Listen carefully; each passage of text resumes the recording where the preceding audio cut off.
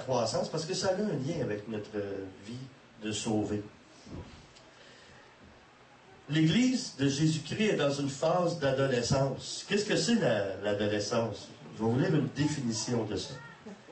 Période de la vie marquant le passage de l'enfance à l'âge adulte, caractérisée par un désir d'indépendance accru. Ça m'a consolé quand je suis allé voir la définition de ça, parce que là, ça m'a aidé à comprendre pourquoi il y a tant de comportements qui sont moins cohérents avec la vraie vie chrétienne, dans l'Église ou dans le corps de Christ. De là nous vient des comportements du manque d'implication, de fausses notions de la liberté, de désobéissance et de rébellion envers l'autorité. Évidemment, il y a un mot pour ça, ça s'appelle l'immaturité. Il y a beaucoup d'immaturité. Ce matin, je recevais vraiment une révélation, avoir préparé ça là, hier, et je m'en venais ici à l'église en auto, puis je priais, et je réfléchissais à ça. On dirait que ça devenait de plus en plus clair, de plus en plus fort, que si on prenait le temps de s'asseoir, puis de prendre les comportements d'un adolescent, puis prendre notre cheminement, puis essayer de voir s'il y a des choses qui correspondent là-dedans. Est-ce que mes comportements correspondent à une vie d'adulte, un comportement d'adulte ou un comportement d'adolescent? Même parmi le leadership de l'Église, quand je dis l'Église, moi, je ne veux pas dire notre assemblée à nous seulement. Je nous inclus là-dedans, mais c'est toutes les assemblées. D'accord? Même parmi le leadership, on trouve de l'immaturité, puis la preuve. Le manque d'unité dans le corps du Seigneur provient du fait que ce que certains appellent leur vision est devenu un prétexte de construire leur propre royaume au lieu de celui de Dieu. Ils travaillent pour Dieu et non avec Dieu. Qu'est-ce que ça fait un adolescent? Ça construit son propre monde. Ça a sa propre gang, avec toute cette gang-là, tout ce groupe-là de jeunes. On voit ça dans les écoles. Hein? Quand on est au primaire, on a un groupe de jeunes avec qui on se tient. Après ça, on progresse un peu, on est au secondaire, mais on est avec le même groupe qui porte les mêmes espadrilles, les mêmes souliers de course, le même genre de vêtements. T'es hot ou t'es pas hot. T'es têteux ou t'es pas têteux. T'as de l'allure ou t'as pas d'allure. Mais tout dépend du groupe avec qui tu es. Vous ne trouvez pas que ça ressemble un peu à ce qui se passe avec les églises? T'es avec ce groupe-là. Ceux qui sont avec ce groupe-là, eux autres, ils l'ont l'affaire. L'autre groupe, oh non, ils l'ont pas, eux autres. Même chose que dans les écoles. Même chose qu'on retrouve avec les jeunes. Qu'est-ce qu'on voit parmi les jeunes? Là, aujourd'hui, moi, je suis dépassé. Il y en a tellement de choses que je suis pas capable de suivre. J'ai moins d'intérêt là-dedans. C'est normal, j'ai plus cet âge-là. Mais il y a des skates, il y a les yo, il y a toutes sortes de noms qui identifient des groupes différents. La casquette, la palette en arrière, la palette en avant, la palette sur le côté, il n'y a pas de palette, des lunettes, pas de lunettes, des pantalons qui descendent jusqu'aux genoux, d'autres qui remontent jusqu'en dessous des épaules, en tout cas. Chaque groupe a ses caractéristiques, mais ils ne se mélangent pas. Ils ne se mélangent pas, ces groupes-là. Et ça, c'est à cause de la croissance. C'est bien de vivre ça, là. On a le droit. C'est normal de vivre ça. Il faut la vivre, notre adolescence. Mais il ne faut pas rester dedans. Parce qu'on est appelé à devenir des adultes. Donc, vous avez peut-être déjà entendu ça, là. Que même des leaders, je dis des leaders, j'aime moins ça de dire leader, parce que pour moi, dans mon concept d'église, ou mon concept du royaume de Dieu, c'est l'image du Père, du Fils et du Saint-Esprit. Ça veut dire qu'il faut devenir des pères. Si on veut être comme Jésus, il faut apprendre à devenir des mères et des pères spirituellement. Ça n'a pas la même attitude d'un leader qu'un père. Donc, qu'est-ce qu'on entend? C'est ma vision. C'est mon ministère. C'est l'église du pasteur un tel ou du pasteur un autre. Moi, j'espère que les gens ne disent pas « Ah, l'église du pasteur Boudria ». J'espère. Peut-être qu'il y en a qui disent ça. Mais il faudrait qu'ils arrêtent de dire ça parce que c'est pas mon église, c'est mon assemblée parce que je suis ici, avec vous, comme votre assemblée, c'est ici parce que vous venez ici, ceux qui viennent ici. Mais c'est pas ça qu'on devrait entendre. On devrait entendre, c'est tel groupe, oui, tel groupe, telle vision, oui. Mais ce n'est pas ma vision. C'est notre vision. Parce que si j'ai une vision, la vision des autres va connecter avec celle que j'ai, mais la mienne n'est pas plus importante que la vôtre. C'est juste que ça prend un point de départ. Ça prend quelqu'un que Dieu va décider de choisir, et ça, c'est pas nous qui décidons, c'est lui qui décide. Et là, on se joint autour d'un homme ou d'une femme, ou les deux, qui Dieu a donné une vision, et on suit cela, mais c'est pas leur vision, c'est la vision que Dieu leur a confiée. Pas la même chose. Parce que si c'est ma vision, c'est moi qui l'ai créée. Mais la vision que j'ai, c'est pas moi qui l'ai créée, c'est Dieu qui l'a créée pour moi. Et comme vous, vous avez des visions que Dieu vous a données pour vous, qui connectent ensemble. Donc, on entend ça comme discours. Ma vision, mon ministère, l'église du pasteur un tel, un autre. L'esprit de religion s'en mêle parce qu'elle trouve sa force dans la chair. C'est quoi qui se passe à l'intérieur d'un adolescent? Est-ce que c'est le Saint-Esprit qui fait un travail extraordinaire ou c'est ses hormones qui sont en train de faire un travail de croissance? C'est les deux, mais il y a tout un combat. Quand un jeune a le choix de suivre le Saint-Esprit ou de suivre ses hormones, je peux vous garantir, à date, là, il y a plus une intention, il y a plus un désir de suivre ses hormones, suivre sa croissance naturelle que surnaturelle. Il y en a qui arrivent à le faire, mais c'est parce qu'ils deviennent matures. Tu peux être mature à tout âge, là. Il y a des jeunes qui sont plus matures que certaines personnes qui sont plus vieilles en âge. Mais ça, c'est une décision personnelle de progresser, de grandir. On doit prouver aux autres quelque chose quand on a de l'immaturité. Avez-vous remarqué ça? Les jeunes, là, je ne veux pas critiquer les jeunes, c'est pas de la critique que je fais, c'est juste qu'on constate quelque chose. Qu'est-ce que ça fait des jeunes? Tu sais, je me souviens quand j'étais plus jeune, moi, je faisais de la bicyclette. Puis là, qui n'a pas fait ça? Les gars, on passait devant la maison, on commençait à faire de la bicyclette. Là. Ah, regarde papa, regarde maman, pas de main! Là, tout à coup, on repassait, pas de pied! Là, on passait, pas de dents! Ça, on voulait montrer, hey, on est capable. Ça, on faisait des choses dangereuses, là. Moi, je vois des jeunes avec leur planche à roulettes, là, ou des patins à roues alignées, et moi, je les vois faire. Je faisais des choses aussi folles que ça quand j'avais cet âge-là. Mais aujourd'hui, je ne ferais pas ça. J'aurais bien trop peur de me casser le cou. Mais il faut des choses. Il y en a qui se cassent le cou aussi. Quand on va sur YouTube, on en voit là, qui tombent à cheval, là, puis ils se font mal à l'adolescence. Je peux vous dire quelque chose. Là, ils s'aperçoivent qu'il y a des choses qui réveillent, là, puis c'est pas un réveil spirituel. Là. Mais des choses qu'on ne ferait pas, nous autres, là, à l'adolescence, on fait n'importe quoi. Moi, j'allais sur le plongeon très haut, là, à la piscine l'été, passais mon été là, puis je sautais, c'était haut, là. Puis là, je tournais sur tous les côtés, puis des pirouettes, puis là, je plongeais dans l'eau. Là, tout à coup, j'ai vieilli un peu, là, tout à coup, j'arrive au bout du plongeon, puis je fais, hey, je vais me tuer si je fais ça. Il y a quelque chose qui est arrivé tout d'un coup. Je n'étais plus capable de faire ça. Je faisais n'importe quoi. Mais il y a eu une croissance. Il y a eu une conscience qui s'est développée aussi.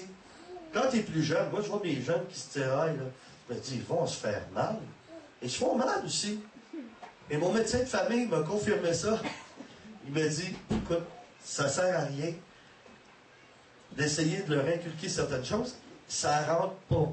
Il y a des morceaux physiologiques qui ne sont pas encore développés. Tu sais, il y a quelque chose qui manque dans le disque dur. T'as beau rentrer le logiciel que tu voudras, de prudence, ça colle pas, ça marche pas. C'est pas de leur faute, là. On a tous passé là. Qui ici n'a pas reçu des conseils de ses parents? Fais pas telle chose, fais pas telle chose. Tu vas voir, il va t'arriver ça. Là, tu penses, tu sais, nous autres, comme chrétiens, on évite sa gâchette de dire, c'est des prophéties de malheur, j'annule ça. Ben oui, j'annule ça. Tu sais, t'es enfant, ben pas ta main sur le rond du poêle, tu vas te brûler. Tu sais, une prophétie de malheur, ben oui, tu te mets la main, tu pareil. Tu sais, il y a quelque chose qui marche pas. Mais spirituellement, c'est la même chose quand on a une croissance. Il y a des choses qu'on ne réalise pas. Donc, les jeunes, je pense spirituellement, doivent prouver quelque chose. Pourquoi qu'on est comme des veaux qui sortent de l'enclos? Quand on vient, on commence à faire du ministère. Tu sais, on voit un autre qui a de l'expérience, puis on se dit, c'est pas pire ce qu'il fait, mais je te le dis pas si j'étais à sa place. Hey, ça sortirait, tu penses, hey, je ménagerais pas, oui. Il y en aurait des paroles, quand j'ai de quoi à dire, au nom de Jésus, puis là, ouais, t'es dans le péché, puis là, ouais, puis tu sais, on serait capable. Il y a une raison pourquoi que l'autre qui a de l'expérience, il fait pas ça. Parce qu'il y a l'expérience qu'il ne veut pas détruire avec ces paroles-là. Mais il doit les méditer. Ça doit tremper un peu là, pour que Dieu puisse faire vraiment son travail. Mais là, on défonce quand on est des jeunes spirituellement. Ça, on fait des pas de foi, mais on n'évalue pas autant quelqu'un qui a de l'expérience. Bon, alors on doit prouver quelque chose aux autres. Puis nous disons, nous sommes, c'est des réflexions qu'on fait, nous sommes la meilleure Église. C'est qui n'a pas dit ça à un moment donné? Parce que les choses avancent, parce qu'il y a une croissance en nombre, ou toutes sortes de choses comme ça. Puis là, tout à coup, c'est comme une preuve. Nous sommes la meilleure Église. C'est pas ça qui prouve qu'on est la meilleure Église. La meilleure Église, ça va être celle qui va arriver jusqu'au bout, puis il va y avoir des fruits qui vont demeurer. Parce que ça peut être comme une vapeur, on est comme une vapeur, hein. Il peut y avoir quelque chose de très gros, puis hey, ça fonctionne. Tout à coup, Dieu, lui, il fait une évaluation, puis il passe ça par le feu, puis il reste plus que rien. Là, il peut en avoir 1000, puis là, il arrive après avoir été jugé par Dieu, hein, puis rester presque rien. Puis quelqu'un d'autre qui avait seulement 20 brebis à s'occuper, ils sont rentrés au ciel, toutes les 20.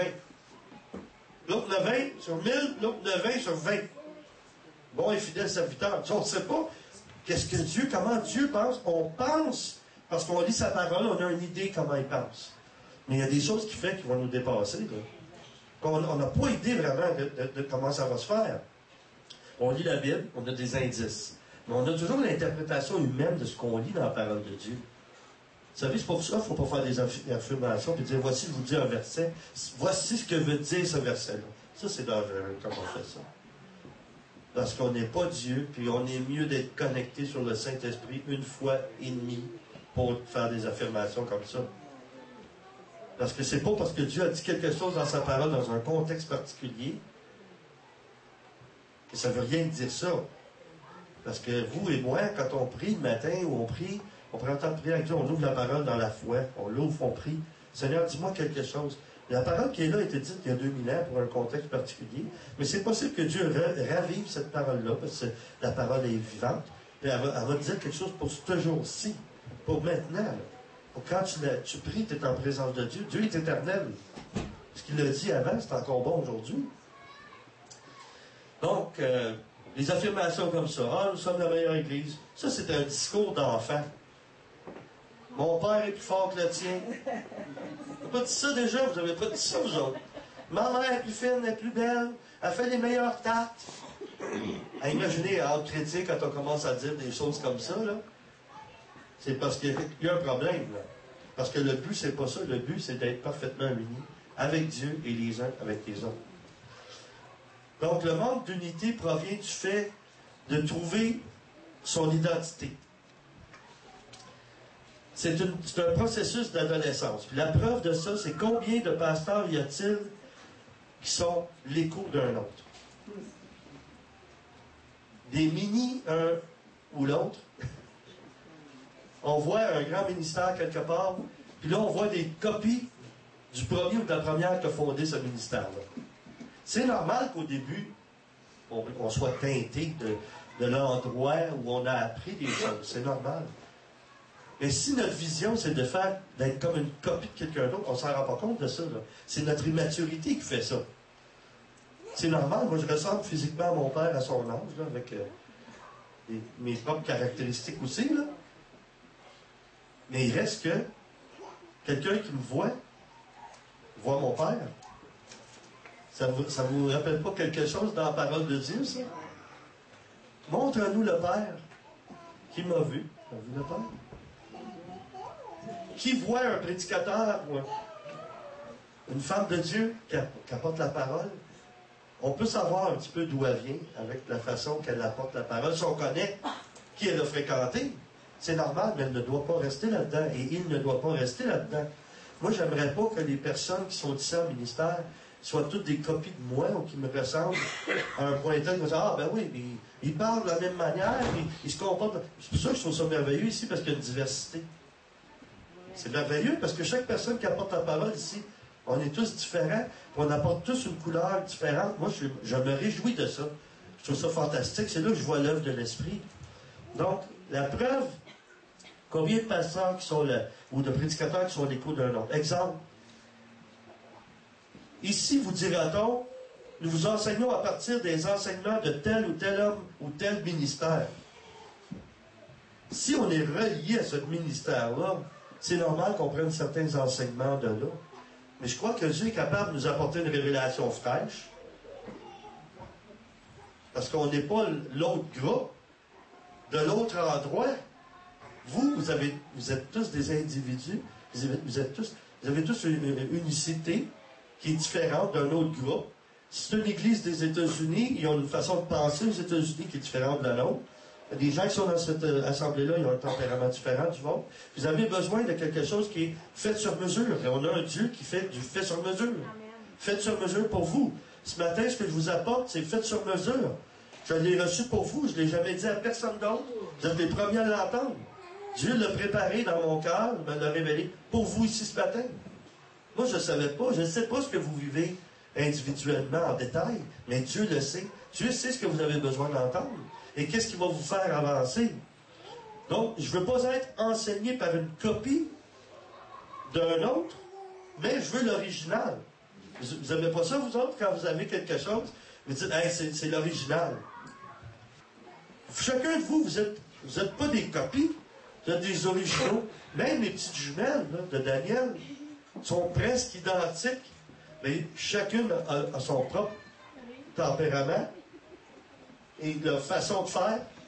Il y a des petits détails. Moi on me dit comment les différencier, puis j'arrive pas encore, mais tu sais, il y en a une supposée qui a un grain de beauté sur la joue ou sur le bras.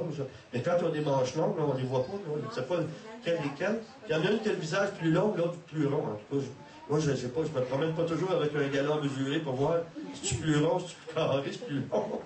Les parents, même, des fois, vous avez de la difficulté à les distinguer, vous imaginez.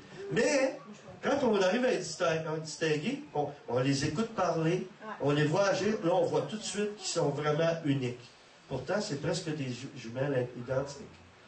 Dieu fait des choses originales. Il ne fait pas des copies. On est tous semblables, on a tous un nez, on a tous des oreilles, etc. En passant, essayez d'imaginer ça. Moi, peut-être que je n'ai pas le plus beau nez, là, mais je ne changerai pas de personne ici, là. Parce que le nez que j'ai, là, il est unique. Il fait parfaitement avec le visage que j'ai. Imaginez si on fermait les lumières, on dit au Seigneur, ô Saint-Esprit, fais un miracle ce matin, on échange nos nez. Puis là, on pouvait changer nos nez. On aurait du plaisir, parce que, imaginez, il faut que je prenne un nez de femme, puis je me mette ça. Ma femme, elle a un nez tout petit. Vous auriez l'impression que je parle avec un épagnoné sur le nez, ben j'aurais un plus petit nez qui ne va pas avec mon visage. Là. Mais c'est pour dire que chaque personne est unique, comment Dieu nous a fait. Donc, nous pouvons prendre le message d'un autre, ça c'est bien. Là, dimanche dernier, là, le pasteur Christian a dit quelque chose, moi ça m'édifie quand elle prêche, là. Les autres aussi d'ailleurs, mais j'aime ça parce que des choses, moi ça vient, moi je me suis fait brasser la semaine dernière, j'ai peine aimé ça. Ah, j'ai pleuré, t'es touché là, vraiment, là. Ah, j'aime ça, moi quand le Seigneur m'abrace, là. Ben, je sais que je vais devenir meilleur, je vais être comme lui, je vais être plus comme lui, et je n'ai vraiment besoin. Mais elle a dit une chose, elle a dit que j'ai prié, j'ai demandé au Seigneur, est-ce que je devrais apporter ce message-là, parce que c'est le message d'un autre. J'aimerais pas ça apporter le message d'un autre, je le vis pas. Ça, je trouve ça tellement bon d'entendre ça. Tellement bon. Parce que c'est pas qu'elle avait un sentiment d'indignité devant Dieu, mais je dirais plutôt d'humilité devant Dieu. Puis Dieu, il a touché puissamment. En tout cas, moi, il m'a touché. Je sais qu'il y a des gens qui ont écouté sur le site, qui ont été touchés par cet enseignement-là. Pourquoi? Parce qu'elle l'a assimilé dans le fait qu'elle est unique. Elle l'a apporté de la façon qu'elle est elle-même. Avec ses expériences. Et avec son expérience. Puis ça a un impact. Parce que, oui, c'est un message d'un autre, mais je dirais, comme on dit, c'est en latin qu'ils appellent ça, cette façon-là de faire, on appelle ça de la lectio divina, qui veut dire lecture divine, qui veut dire ruminer la parole de Dieu. Mais je suis certain que Christiane, elle a pris ce message-là, elle l'a ruminé spirituellement. Comme il faut, avant de le livrer. Elle ne serait pas arrivée 5 minutes avant, puis tiens, je vais vous le lire, parce que je l'ai lu, là. Ça paraissait qu'elle était préparée. Même qu'à chaque fois, elle m'étonne, à chaque fois qu'elle dit « Ah, je n'ai pas trouvé ça facile aujourd'hui, j'ai vécu un combat avant de vous apporter ça. » Au moment où elle se met à prêcher, moi, dans mon esprit, c'est comme, en tout cas, je ne sais pas quelle sorte de combat qu'elle a vécu. On ne dirait pas qu'elle a vécu un combat parce que ça sort tellement comme si elle l'a reçu directement de la part de Dieu. Pour moi, là, Mais c'est bon. Ça, c'est une preuve de maturité. C'est une preuve de maturité parce qu'elle n'essaie pas de nous faire passer que c'est elle qui a reçu le message de Dieu, mais qu'elle nous livre un message que Dieu a donné à un autre, qu'ensuite Dieu lui a transféré par un autre. Vous savez, un ado, qu'est-ce que ça fait? Ou quelqu'un qui est dans une phase de croissance, il prend le message d'un autre, il prêche ça comme si c'était lui qui l'avait reçu. Mais il y a quelque chose à l'intérieur de nous qui fait comme... Moi, j'ai une image que Dieu m'avait donnée un jour sur ça. Quand tu es camionneur, ceux qui conduisent des grands camions, quand la boîte, ou en arrière, là, ce qui transporte la marchandise, quand c'est plein, là, le camionneur, il conduit avec une prudence différente de quand il n'y a rien dans la boîte. Quand un prédicateur ou un homme ou une femme de Dieu annonce la parole de Dieu, quelqu'un qui a un peu d'expérience sait comment il conduit son message. Il sait très bien que de la façon qu'il conduit le véhicule qu'il est, s'il y a de l'expérience ou il n'y a pas d'expérience. Un camionneur qui a de l'expérience voit un jeune camionneur, puis il voit tourner le coin, puis il voit se reprendre, puis il recule, puis il bloque la circulation. Lui, il fait ça d'un coup, là. Puis la boîte est pleine en arrière, là. Parce qu'il est habitué de faire ça. Un autre camionneur d'expérience va le voir tourner, va dire, ah, tu sais, ça va bien lui apporter de la joie, de dire, waouh, il est bon, le gars, tu sais. Il a tourné le coin une fois, tu sais, waouh, c'est serré, c'est difficile de passer là. Mais quelqu'un qui a de l'expérience va voir un autre qui tourne le coin, il va le voir tout de suite, c'est évident. Imaginez, là, je vous dis ça, là, je le dis à la gloire de Dieu. Ça fait des années que j'apporte la parole de Dieu. Quand je m'assois, j'entends quelqu'un qui apporte la parole de Dieu. Je le sais tout de suite si c'est l'écho d'un autre. Je le sais. Il y a des choses, des fois, qui sont apportées. Tu te dis, ça ne peut pas être cette personne-là qui l'a reçu directement.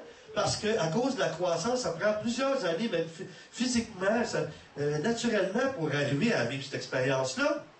Quelqu'un qui n'a pas d'enfant, comment est-ce qu'il peut... c'est un jeune, là. Il a 20 ans, il n'a pas d'enfant. Comment il peut apporter un enseignement et aider à des couples qui, encore lui, n'a jamais eu d'enfant? Il peut lire des livres, il peut s'instruire, il peut aller voir sur l'Internet, il peut lire des livres de psychologie, puis il peut vous apporter des choses qui sont vraies.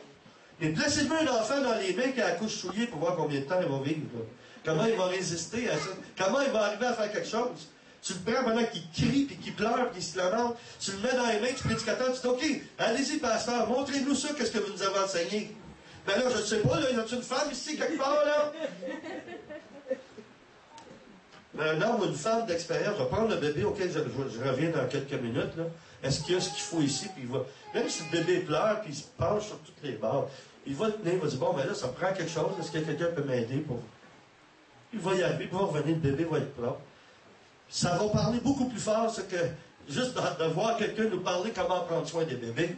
En tout cas, hein, les parents, est-ce que vous pourriez dire amen à ça? Ben oui, on sait bien, il y en a qui ont des bébés dans les bras. Bon.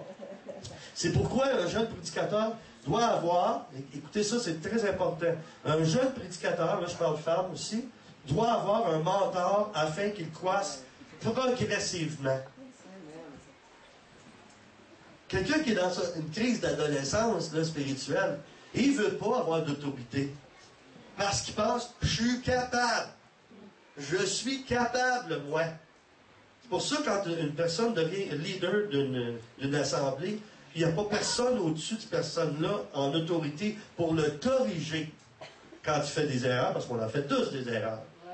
Ça prend quelqu'un pour nous corriger. Quand il n'y en a pas, ça va déraper, c'est certain. Pas à court terme, mais un petit peu plus loin. Ça va déraper, c'est certain.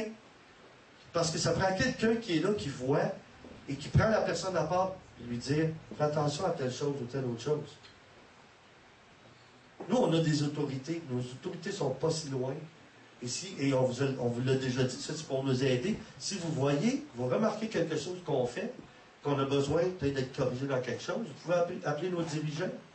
Puis leur dire, ben là, il y a quelque chose qui ne va pas parce que nos pasteurs ont tel comportement. Ils vont nous appeler, puis ils vont nous parler, puis ils vont nous poser des questions. Quand tu veux croire, puis tu veux devenir mature, ça, c'est la façon de faire, ça. Il n'y a pas 50 processus, là. Il y en a un, c'est le même que Jésus a pris avec ses apôtres, ses disciples. C'est la même chose quand on est dans le ministère, la même chose. On ne peut pas croire s'il n'y a pas quelqu'un qui a de l'expérience, qui est à côté de nous, puis qui nous reprend. Reprendre, c'est pas prendre en défaut. Reprendre, c'est je t'aime, Et parce que je veux que tu ailles plus loin, je t'avise pour que tu sois protégé. Je te protège parce que je t'aime. Parce que je veux que tu grandisses. Je veux même que tu me dépasses. Mais pour ça, tu dois entendre, tu dois recevoir, tu dois écouter. Pas dans l'immaturité. Hey, écoutez-moi, c'est moi le chef. Puis là, écoutez, vous ne serez jamais des chefs ici, là. Parce que c'est moi le chef, c'est moi qui ai la vision. Vous avez compris? Non, c'est pas que tu me prends pas au sérieux. Mais vous comprenez ce que je veux dire? Des fois, on ne s'en rend pas compte. Puis quand on est là, on regarde le but que Dieu nous a fixé. Oui, il nous l'a fixé. Oui, il nous a donné une vision, mais pas au détriment de détruire les gens autour de nous. Je l'ai fait moi-même, ça. Là, j'ai de l'expérience. Mais avant de l'avoir, ça m'a coûté cher. L'apôtre Paul, la même chose dans sa vie.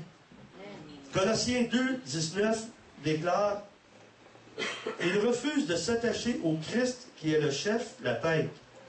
C'est de lui que le corps tout entier tire sa croissance comme Dieu le veut, grâce à la cohésion et à l'unité que lui apportent les articulations et les ligaments. Celui que le corps tout entier tire sa croissance. La croissance, elle vient de Dieu. Elle vient de Dieu directement, c'est lui qui fait croître. Mais il y a une chose qu'il faut comprendre, Dieu utilise des personnes. Dieu utilise des personnes pour nous aider à grandir et à progresser. Voici des questions. Depuis ma conversion, depuis que j'ai été sauvé, où j'en suis rendu dans ma croissance? Où suis-je rendu dans ma croissance? Ai-je progressé? 1 Corinthiens 13, 11 dit ceci. Lorsque j'étais enfant, je parlais comme un enfant, je pensais et je raisonnais en enfant. Une fois devenu homme, je me suis défait de ce qui est propre à l'enfant. C'est des choses qu'on croit quand on est enfant. Hein? C'est pour ça que j'ai vu cette image-là. Quand j'ai connu le Seigneur, est-ce que j'ai gardé le cap sur ce qu'il m'a demandé face à l'appel? Est-ce que je m'aligne avec sa volonté pour accomplir ce dont je dois réaliser en lui? Quand lorsqu'on n'est pas chrétien, la plupart du temps, on ne sait pas ce qu'on est venu faire sur la terre. On a même des réflexions quand ça va mal. Je n'ai pas demandé pour venir au monde. Je n'ai pas demandé pour être ici, moi. Mais non, quand on est chrétien, on réalise, wow, j'ai un privilège d'être venu ici. J'ai un privilège d'être ici. Ça change complètement. Mais moi, ou vous, comme moi, quand on a rencontré le Seigneur, il vous a tous demandé une chose en particulier que vous avez toute votre vie pour accomplir cette chose-là. Tant que vous ne serez pas aligné avec le plan de Dieu, et là, ce que je veux dire par être aligné avec le plan de Dieu, ça va dans toutes les sphères de votre vie, ça. Avec qui vous êtes marié, avec qui vous êtes, qui vous fréquentez, le centre ou plutôt l'assemblée que vous fréquentez, les amis que vous fréquentez, tout ce qu'il y a, dans toutes les sphères de votre vie, il y a un alignement qui doit être fait avec Dieu pour accomplir ce que Dieu vous demande d'accomplir. Je rencontre des gens de temps à autre et on me fait cette confidence, si on veut appeler ça une confidence. Je rencontre des gens, là, et ça, là, ça m'arrache le cœur, mais je demande à Dieu de guérir ça, mais ça, c'est mon côté apostolique qui fait ça, ou de pasteur. Quand on me dit que j'ai perdu du temps, tu sais, j'ai perdu mon temps, là, ce qui arrive, c'est que l'ennemi essaie de détruire ou essaie de briser le cœur des personnes qui vivent ça en essayant de les culpabiliser, en essayant de leur faire croire qu'ils ont perdu leur temps. Mais du moment où tu viens de te réveiller, où tu viens d'avoir une révélation de Dieu, hey, c'est ça que je vais faire. Là, j'ai vraiment une conviction, là. Il n'y a pas de temps perdu avec Dieu. Savez-vous ce qui fait accélérer le processus? Le repentir. La reconnaissance qu'on a fait une erreur. Ça fait grandir. Ça fait progresser. Quand j'ai connu le Seigneur, est-ce que j'ai gardé le cap? Est-ce que j'ai réalisé que les problèmes sont une source de croissance dans ma vie? Ben là, moi, j'en ai des problèmes, mais Je vous dis ça, là, au cas où un jour vous n'auriez. C'est juste pour vous préparer, parce que je vous aime. En tout cas, pour ceux qui l'ont déjà eu, avez-vous déjà pris conscience de ça? À quel point que c'est ça qui nous fait grandir? C'est pas tous les beaux compliments, même la flatterie ou les cadeaux, toutes ces belles choses-là. C'est bien d'en avoir, là, à part de la flatterie, là, mais c'est bien d'en avoir des encouragements. Mais c'est ce qui nous a fait le plus mal, en fait, qui nous a fait grandir le plus. Hein? Je pense à ce qui va être partagé à la retraite des femmes. Là, je vous dis, en tout cas, j'espère que vous allez enregistrer ça, parce que moi, j'aimerais écouter ça. Je sais que les femmes vont partager des choses, là, puis les femmes qui vont recevoir ça, ils vont tellement être bénies. Là. Ça va les aider à croire. Ça va leur éviter de faire certaines erreurs aussi, dans nos choix, dans les choix qu'on fait. Je vais vous donner des clés qui nous aident à croître et à avancer. Vous voyez dans la parole de Dieu qu'il y a de nombreux exemples d'hommes et de femmes. En fait, c'est presque rien que de ça, si on regarde ça comme il faut, qui ont eu des épreuves. Puis Dieu les a sortis de leur épreuve. C'est ça qui est la gloire de Dieu. Parce que quelqu'un avait une difficulté, elle a cru, elle a eu confiance en Dieu, puis comme ça, Dieu est glorifié, et la personne, elle, aussi, la gloire de Dieu s'installe en elle, parce qu'elle a fait confiance en Dieu. Une des clés de réussite et de croissance, c'est la soumission, qui veut dire se mettre sous la mission. Sous la mission de Dieu, parce que c'est Dieu qui fait une mission à travers nous. Nous sommes le corps du Christ. C'est lui qui continue à faire sa mission à travers nous. Tantôt, quand je parlais des jointures, des articulations, si on n'est pas dans l'unité dans le corps, là, pas seulement l'assemblée, toutes les assemblées, s'il n'y a pas des réunions ou des choses qu'on fait ensemble, le Seigneur ne peut pas faire l'œuvre qu'il voudrait faire. La volonté de Dieu ne s'accomplit pas comme Dieu veut qu'elle s'accomplisse, parce qu'on n'obéit pas à cause de notre immaturité et toutes nos visions et nos divergences d'opinion. Est-ce que vous êtes capable, quelqu'un qui a des jeunes, est-ce que vous êtes capable de faire progresser vos enfants et les aider s'ils refusent de se laisser aider? Combien d'enfants, quand on arrive à 3-4 ans, là, qui ont des souliers avec des lacets, puis là, on dit à l'enfant qui n'est pas capable d'attacher ses lacets, « Veux-tu, papa va t'aider? »« Non, je suis capable. »« Veux-tu, maman va t'aider? »« Non, je suis capable. » Là, on va essayer, ils font des nœuds, puis ils se mettent à pleurer, ils ne sont pas capables de faire les nœuds, puis là, tant qu'ils ne sont pas arrivés à leur limite, ils ne se laisseront pas aider. Vous ne pensez pas que parfois qu'il y a des adultes qui ont des comportements comme ça? Non, moi, je suis un instrument du réveil. On va l'avoir, le réveil. Puis, tu sais, là, on entend des prophéties, je l'ai entendu dans plein d'églises. C'est ici que Dieu va faire le réveil. Puis, c'est de la foutaise, là. Il n'y aura pas de réveil si le corps de Christ ne vient pas dans l'unité. Réveillons-nous. Réellement, c'est ça le réveil. C'est le corps de Christ qui laisse la sainteté de Dieu agir parmi son corps, à lui, et qui transforme et qui change et qui rend plus à maturité. Puis là, c'est avec des gens matures qui vont faire ça. Pas avec des immatures. Ça fait partie d'un réveil, ça, de se réveiller et de réaliser, il faut qu'il y ait une croissance. Pas une croissance en nombre. C'est pas parce que les centres ou les assemblées vont être remplis d'enfants spirituels que ça va avancer plus. Il ne faut pas qu'ils restent dans la petite enfance, il faut qu'ils progressent. Il faut qu'ils grandissent. Pas en leur donnant des tâches. C'est pas en impliquant des gens, en les tenant toujours impliqués qu'ils vont nécessairement croître. Il faut leur enseigner comment faire. Il faut les accompagner. Je lisais hier matin dans ma méditation de la parole de Dieu, dans un petit livre, là, il y a des méditations tous les jours. Ça disait qu'il y avait un monsieur qui était pas bon, qui n'était pas manuel, qui n'était pas bon pour faire des travaux à la maison, réparer des choses. Mais il y a un ami qui était très bon là-dedans. Et puis, il a appelé son ami et il a dit « Voudrais-tu venir m'aider? » En fait, ce qu'il voulait, c'est que son ami le fasse, parce que lui, il n'était pas bon là-dedans. Et parce que son ami avait, un esprit apostolique ou de disciple, il a dit, je vais t'aider à une condition. Tu fais le travail, je vais t'aider à le faire, je vais te montrer comment le faire. Il était là tout le long de l'opération, comment changer des choses, comment réparer des choses. Et il lui a dit, voici comment on fait. Bon, là, il lui a montré un peu, puis il a dit, maintenant, vas-y. Dans l'Église, c'est comme ça qu'on devrait fonctionner. On va dire, ah, voici ton tâche, fais ça, là. Je te donne les papiers qui expliquent comment le faire, on ne surveille pas, on ne regarde pas, on ne voit pas ce qui se passe. Après ça, on se demande pourquoi ça ne va pas bien.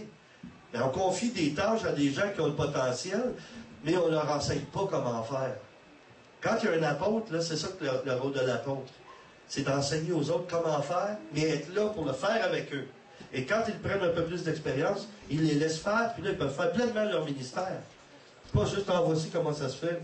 Parce qu'il y a des conséquences. Puis quand on est adulte, on est responsable. Imaginez que tu laisses tes jeunes une fin de semaine de temps à la maison. Tu leur dis, faites ce que vous voulez. Hey, tu penses-tu que tu ne vas pas sur le téléphone, tu vas appeler tous leurs amis. Wow, mes parents sont partis. Yes, sir. C'est le party. Let's go. Amène les caisses de limonade. On va fêter. Ben, c'est parce qu'il y avait de la boisson à mettre dans la limonade. J'ai pas dit ce bout-là, mais là, je viens de le dire. Tu sais, on a un peu fait tout ça, là. Là, les parents, je me souviens, mes enfants, bon, on riait tellement. On allait évangéliser. Ils pensaient qu'on était partis pour 3 jours. Puis finalement, on est revenu plus tôt. Là, on voyait Marianne, là, me faisait rire. On avait des grandes baies vitrées à la maison. Là, ils voient, on appelle pour dire, OK, on va être là dans à peu près 20 minutes, 10-15 minutes. Là, il avait fait un party tout à l'envers de la maison. Là, on a fait exprès, on leur a laissé une chance, là. Quand on est arrivé, on les a vus. Hey, ça courait dans la maison. Je ne sais pas ce qu'il faisait. Il n'avait pas ça, il a cassé puis il en achetait d'autres pour pas que ça paraisse qu'il était sale, je ne sais pas. En tout cas, ça courait partout et vous voyez, il devait faire le ménage. Quand on a rentré, il était assis calmement, mais il était rouge dans le visage, et un peu essoufflé, tu sais.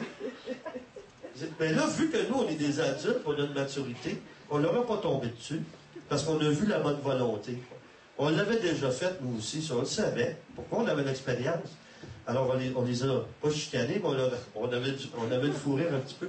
On se faisait des blagues. On disait, puis, comment ça a été en fin de semaine? Bien. Là, on aurait le goût de leur dire, vous avez l'air essoufflé un petit peu. Pourquoi vous êtes essoufflé? On les avait vus courir. C'était tellement drôle de voir ça. Et puis en plus, là, ils ont dû continuer à en faire en arrière de nous pendant qu'on allait d'une pièce à l'autre. Puis imaginez, il y avait peut-être des tas de vaisselle en dessous des dredons du lit de Maria. Un petit cache-là. Bon, en tout cas. Mais on a tous passé un peu là. Donc, est-ce que j'ai progressé? Une clé de réussite, la soumission. Les épreuves permettent à Dieu d'intervenir de façon miraculeuse, ce qui fait grandir, croître notre foi en lui. Ça, c'est une des raisons pourquoi on a des épreuves. Pour qu'on apprenne à développer notre confiance en lui. C'est facile de dire la foi, que j'ai la foi, qu'on n'a pas d'œuvre. Ah, je l'ai la foi. Là, tu as une épreuve. Comment tu utilises ta foi quand tu as une épreuve? Crier vers Dieu? Juste crier, Seigneur, sors-moi de là, ce problème-là. C'est pas de la foi, ça. Il y a des gens qui sont dans le monde, qui ne sont pas sauvés, qui ne connaissent pas le Seigneur, puis quand ça va mal, s'ils ont entendu parler de Dieu, en tout cas, s'il y a un Dieu, viens à mon aide. Ils font même prière qu'un chrétien. Ils ne connaissent pas Dieu. Puis Dieu vient à leur aide aussi, là. Pourquoi il fait ça? Pour les aider à les rapprocher de lui. Mais une fois qu'on le connaît, utiliser notre foi, là, c'est vraiment un acte de confiance. L'obéissance à la voix de Dieu est une autre clé de croissance. J'ai fait des erreurs en faisant faire des exercices spirituels à des gens. Là, je le fais moins, là.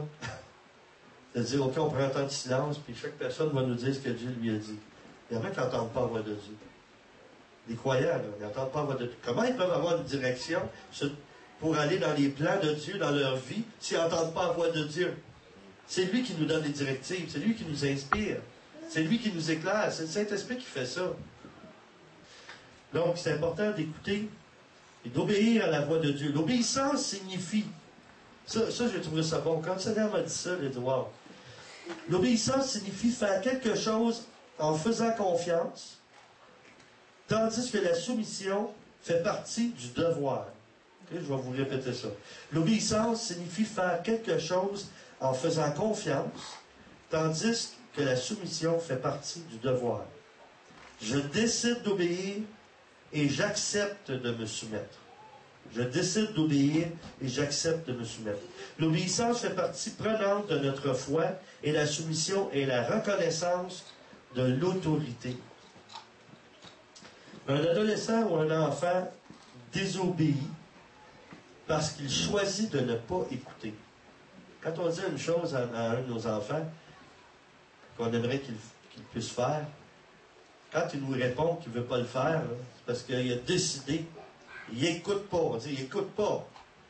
Pourquoi tu ne m'écoutes pas? On ne dit pas pourquoi tu ne m'obéis pas. Pourquoi tu ne m'écoutes pas?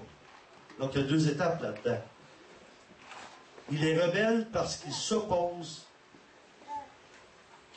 à l'autorité. Donc, je décide d'obéir et j'accepte de me soumettre. Quand tu acceptes de te soumettre, c'est te mettre sous.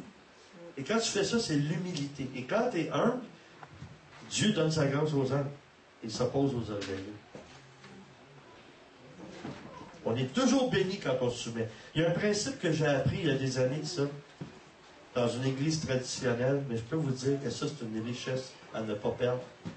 Nous, ce qu'on nous disait, c'est que tu te soumets à ton autorité, même si c'est dans l'erreur, Dieu va réparer l'erreur, parce que toi, tu obéis à Dieu en obéissant à l'autorité. En autant qu'elle ne t'amène pas dans le péché. En autant qu'elle ne t'amène pas dans le péché. Donc, si elle ne t'amène pas dans le péché, tu gagnes toujours à te soumettre. Moi, j'ai appris ça quand j'étais jeune chrétien. C'est pas... on n'a pas de mérite, là. Mais à force de pratiquer quelque chose, c'est certain que ça devient plus facile.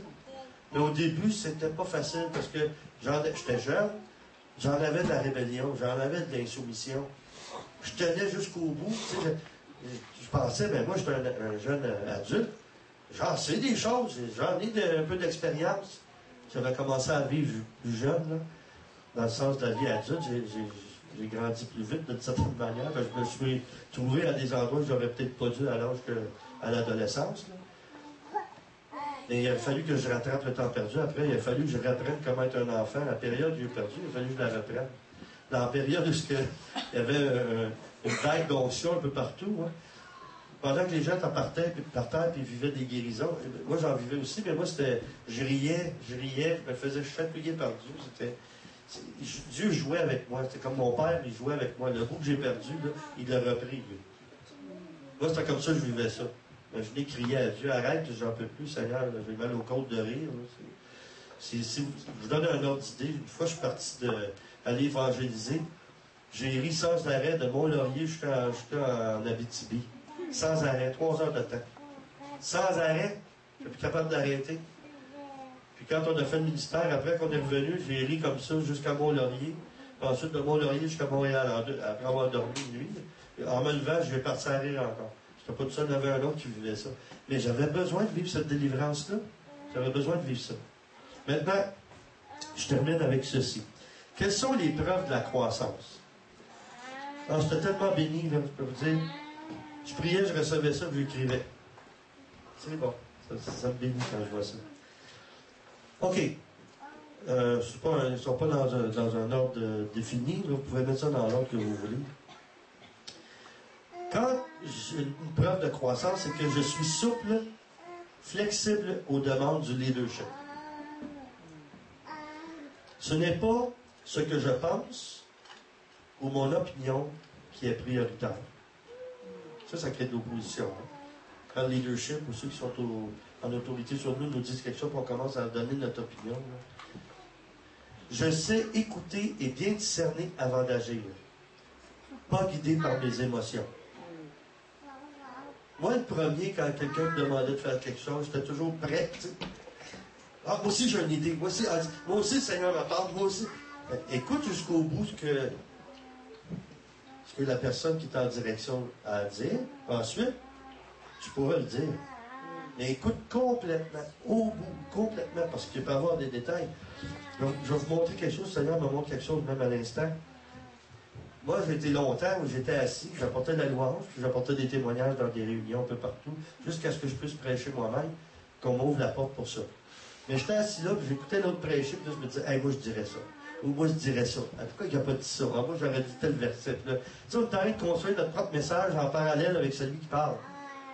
Mais c'est parce qu'on n'a pas compris, là. Moi, je vivais ça aussi, là. On n'a pas compris, c'est parce que c'est lui qui parle. Le Seigneur, peut-être qu'il me montre des choses, j'ai une inspiration. Il me prépare pour quand moi je vais parler. Et ça peut être dans 10 ans, ça peut être dans 20 ans. Mais moi, je pense que c'est aussitôt que tu vas tomber malade, on va prendre sa place. Tu sais, aussitôt qu'il ne sera pas là, ou bien il arrive quelque chose, une situation. Seigneur, oublie-moi pas, regarde, là, je suis prêt, tu vois, là, tu m'as inspiré de quoi, là, moi, je dirais ça à sa place, puis je ferais ça à sa place. Puis, ça, je pense que tous ceux qui apportent la parole ont traversé quelque chose comme ça. Et les gens dans l'assemblée, les gens qui sont devant nous, ils entendent, ils pensent à des choses. Là, ils voudraient savoir quelque chose. Là, ils aimeraient ça poser des questions pendant que tu parles. Mais s'ils écoutent jusqu'au bout, la plupart du temps, ils vont avoir la réponse. Là. Mais quand tu es jeune aussi, chrétiennement, ou peut-être une forme d'immaturité, tu es toujours prêt à... Oui, mais... On a des groupes où on va, là, c'est comme ça. Je parle, puis là, tout à coup, ils posent une question. Je dis, attends un petit peu, là. Là, je réponds, mais... Parce que c'est la façon que c'est fait dans ces réunions-là. Mais plus il y a de monde, moins tu peux faire ça, parce que tu ne fais rien que répondre à des questions. Il faudrait que tu apportes d'autres messages sur la question. Alors, il faut écouter jusqu'au bout. Un autre point, c'est que je n'ai pas peur de ce que les autres pensent, mais je suis préoccupé de ce que Dieu pense. Quand tu rentres dans une croissance ou une maturité, ça devrait être une priorité. Ce que les autres pensent, c'est important. Faut en tenir compte. Mais ce qui est plus important, c'est qu'est-ce que toi, Dieu, tu penses. Qu'est-ce que tu penses de cette situation-là? J'apprends à réagir calmement devant les contrariétés. Et ça, c'est puissant, ça.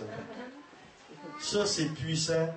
Quand on est sur la route, on a envie des événements, on a envie des choses, là. Regardez tantôt, là, ce qui est arrivé. Le micro ne fonctionnait pas, l'autre enfant. Alors, moi, il y a plusieurs années de ça, je ne sais pas ce que j'aurais fait. J'ai aucune idée. Là, j'aurais été en colère, là, j'aurais été déçu, j'aurais vécu toutes sortes d'émotions. Là, j'ai dit au Seigneur, ben là, j'aimerais ça que ça s'arrange parce que je sais que tu veux que je te donne le message. Là. Puis techniquement, qu'importe ce que ça va donner. Mais avant, je m'arrêtais à tout ça, puis je me rendais malheureux, puis probablement je rendais les autres malheureux. C'est certain, ça. Parce que je voulais que les choses se fassent comme moi j'avais prévu. Mais quand il y a un imprévu, il faut que tu t'ajustes.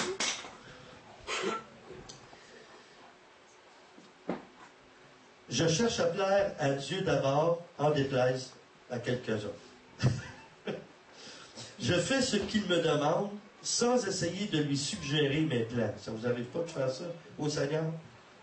Seigneur, je te demande ça, mais là, on commence à lui... On ne le laisse pas agir, là, on lui suggère.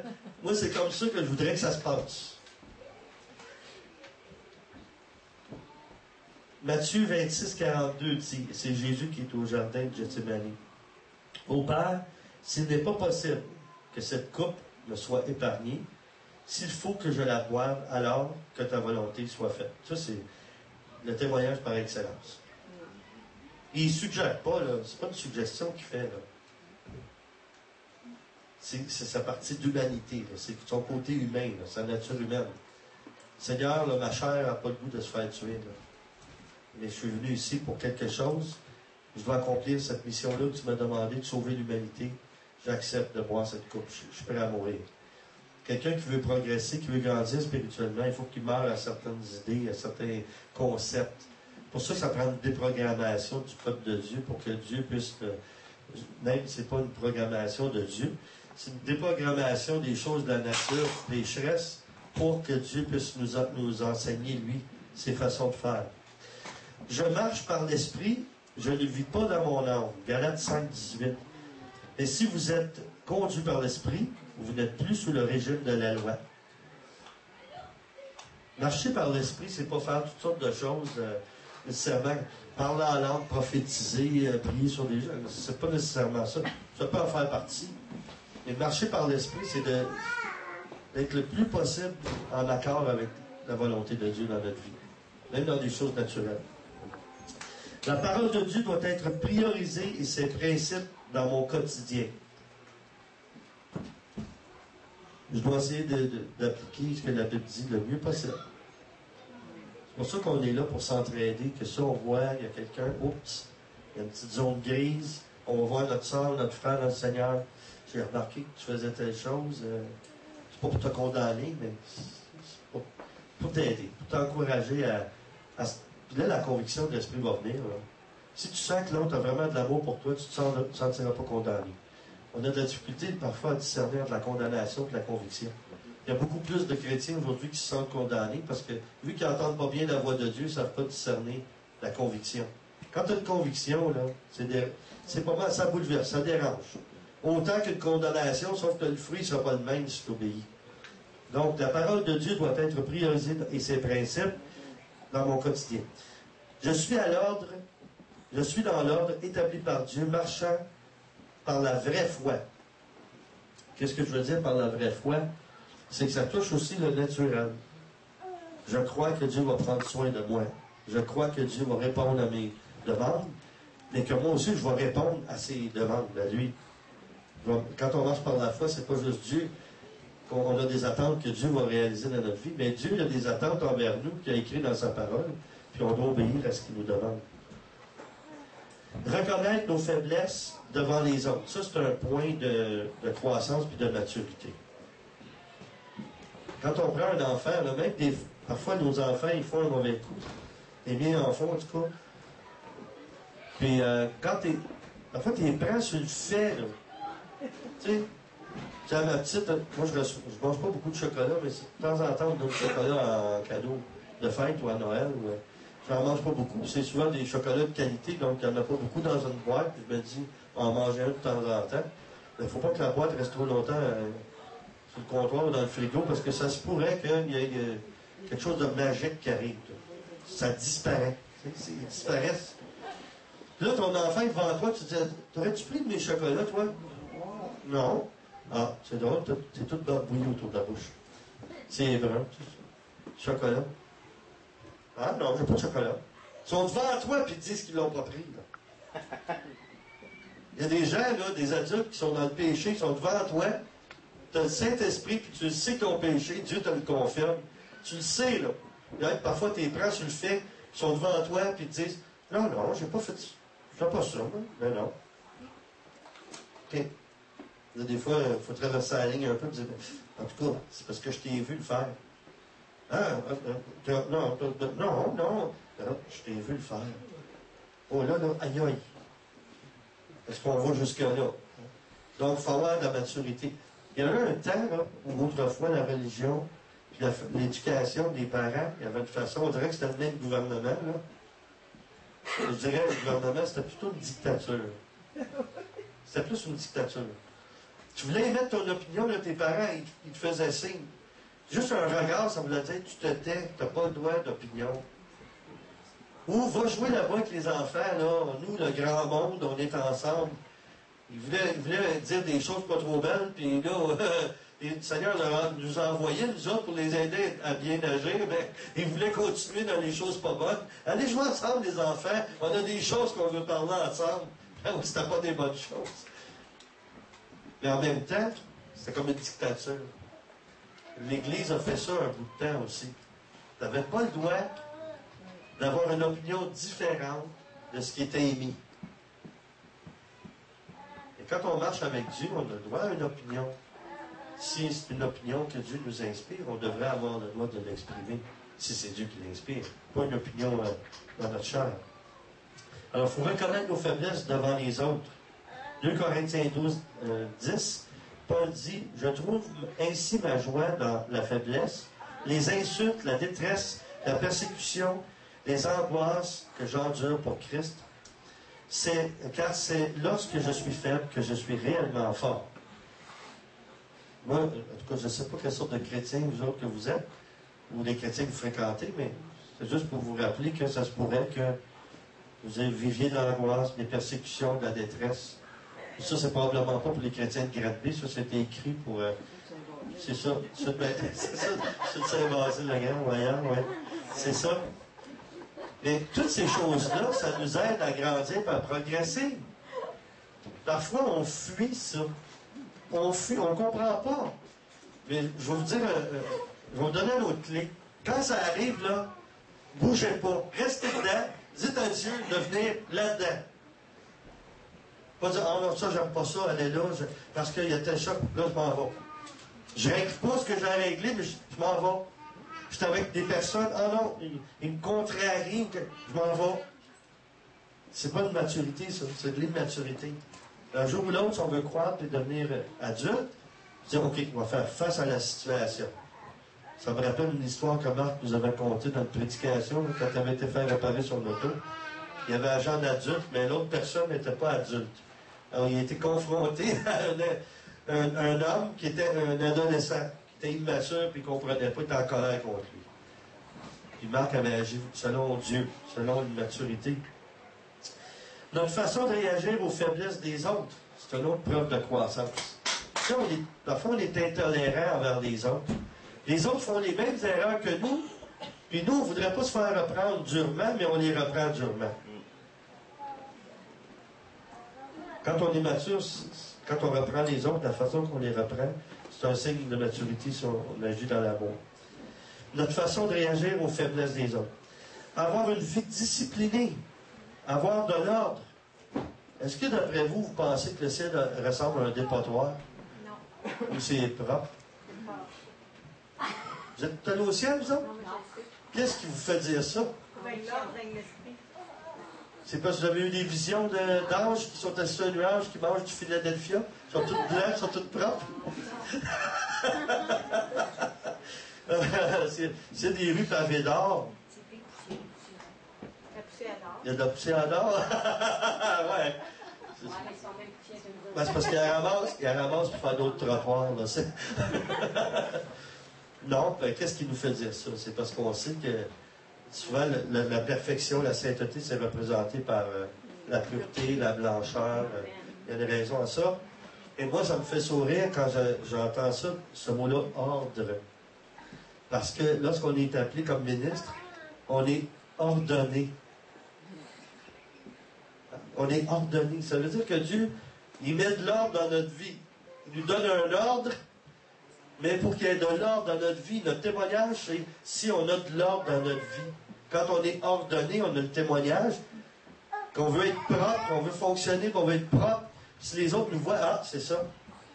Ils marchent vers la sainteté, ils marchent vers la pureté, ils marchent vers l'ordre, avoir de l'ordre.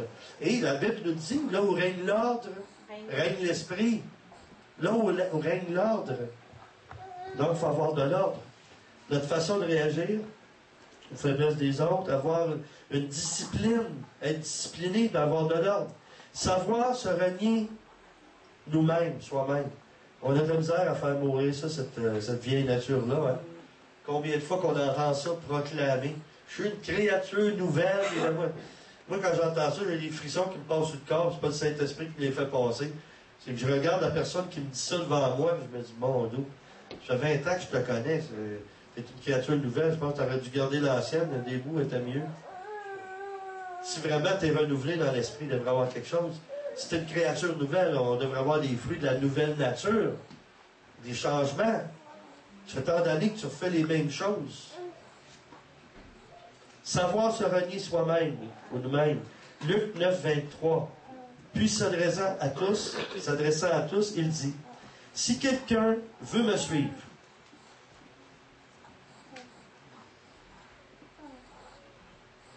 excusez, je suis bloqué là. Quand tu fais un appel au salut, puis tu dis aux gens, est-ce que tu voudrais être heureux pour l'éternité? Est-ce que tu voudrais avoir Dieu dans ta vie? Est-ce que tu aimerais, si tu mourrais ce soir, tu vas avoir la certitude, tu vas aller au ciel pour l'éternité? Là, on dit des paroles, des prières.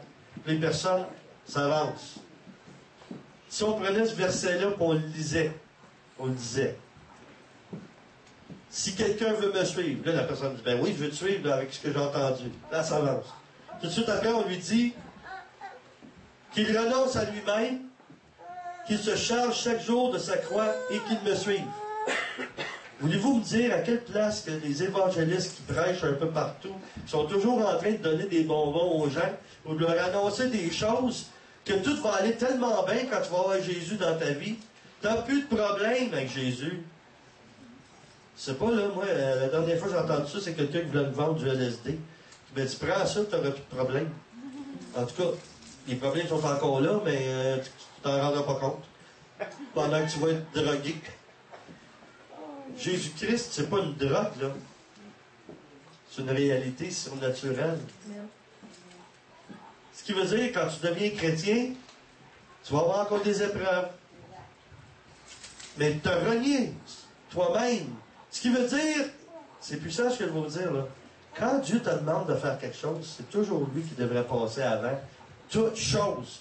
Même avant ceux que t'aimes. En tout cas, moi, j'ai pas bien lu les commandements. Avez-vous lu les commandements? Là, les ont changés? Le premier commandement, il me semble, c'est d'aimer Dieu. Passer Dieu avant tout, tu sais. Aimer Dieu, toutes ses forces, son âme, son esprit. Ah oui, mais là, ma fille, telle chose, ou bien mon gars, telle affaire. Est-ce que j'ai consulté Dieu, tu sais? Seigneur, tu veux-tu que je fasse ça? Si Dieu te dit ton fils ou ta fille vont grandir plus si tu les aides pas. Ah non, je peux pas faire ça. Si je fais ça, là, tu penses à toi-même, ils vont m'aimer moins. Pas vrai, ils t'aimeront pas moins. Ils vont apprendre à grandir, ils vont croître, puis même s'ils se font mal un peu, quand ils vont venir, ils vont dire « Oh maman, oh papa, merci. Merci, tu sais, la fois que tu m'as pas aidé, oh, je t'en voulais, là. Ah, je t'aurais pris à la gorge, puis je t'aurais serré fort pour te montrer mon amour. Mais heureusement que tu m'as laissé dans mon problème, parce que c'est comme ça que j'ai traversé des choses, puis je suis devenu un adulte. À chaque fois que vous aidez quelqu'un qui est dans un problème, quand Dieu ne vous dit pas de l'aider, là, vous nuisez. Toutes les personnes pour qui vous priez pour qu'ils soient sauvés, si vous faites des choses pour les aider à toujours être sortis d'un problème, ça va prendre plus de temps avant qu'ils soient sauvés. C'est Dieu qui veut le problème pour qu'il s'approche de lui. Vous n'aidez pas à ce que la personne rencontre Dieu. Vous l'éloignez. Pourquoi? Parce que vous vous aimez vous-même plus que vous aimez cette personne-là. Vous ne voulez pas qu'elle aille mal parce que ça va vous faire mal. C'est vous que vous aimez. C'est pas facile ce que je vous dis, je comprends. Là. Mais je vis des situations comme ça. Puis le Seigneur me dit, tu dois lâcher prise. Laisse-la vivre leur expérience. On va laisser Dieu ce matin nous éclairer sur nos résistances, les obstacles de notre croissance.